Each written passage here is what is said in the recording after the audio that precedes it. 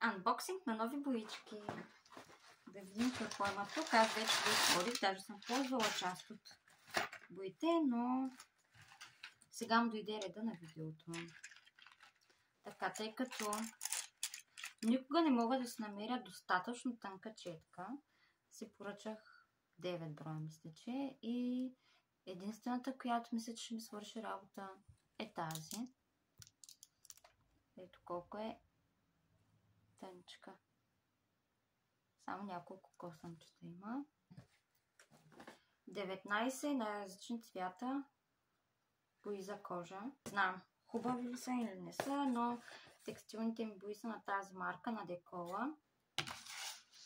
И имам неща, които съм правила преди 3-4 години и все още са си супер, не са мръднали. Зеленичко, сребърно, лак.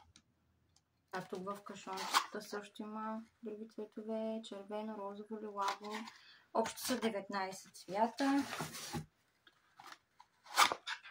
Тук пак синьо, жълто, оранжево. Така. Взех си на Декола и релефна паста. Следващия ми проект със сигурно ще е с нея, за да я тествам. Никога не съм работила с текстура. Да, взех си и разредител за текстилните бои. Не знам каква работа ще върши, ще го тествам и ще споделя. Забавител за акрил.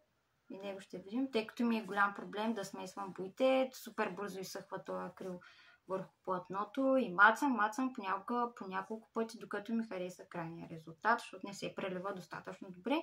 Та затова си поръчах този забавител, да видим каква работа ще свърши.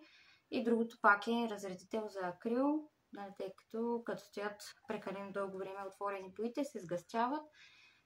Та ще тествам всички тези неща, които са ми интересни.